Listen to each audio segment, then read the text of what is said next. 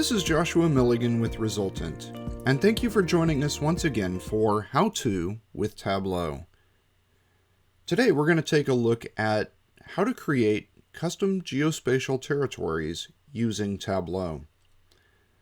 I've got a simple data set that is a list of counties in California with a couple of measures such as population and rank. I'm going to create a simple map by double-clicking county. Tableau renders each county in California, and if I wanted to do something like look at the population per county, that's very easy. But sometimes you have your own custom territories. Maybe it's a sales territory, and you want to be able to define those. Well, Tableau gives you a couple of very easy ways of doing that. The first is ad hoc. I can simply select a group of counties, or zip codes, or any other geospatial object, and then group them together.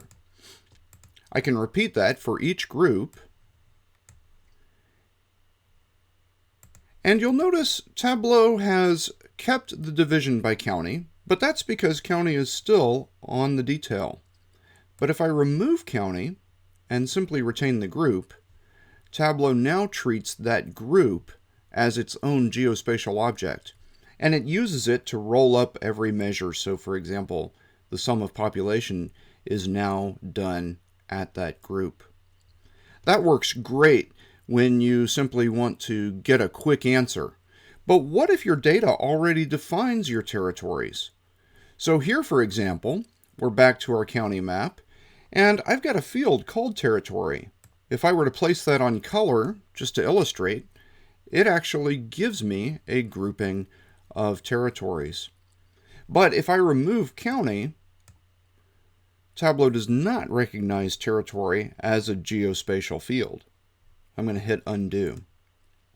I can, however, tell Tableau that territory is a geospatial field. I will tell it the geographic role, and instead of selecting one of the standard geographic roles, I will tell it to create it from an existing geographic field, in this case county. And now, if I remove county, Tableau recognizes that territory is defined by county, and it treats it as its own geospatial object, and allows me to roll things up. I can look at the number of sales in that territory, or population, or any other measure in my data set. So an incredibly powerful and useful feature in Tableau, and a couple of really good options for using it. Thank you again for joining us. If you liked, make sure to click that and subscribe as well, and check out Resultant.com for all of our analytics solutions.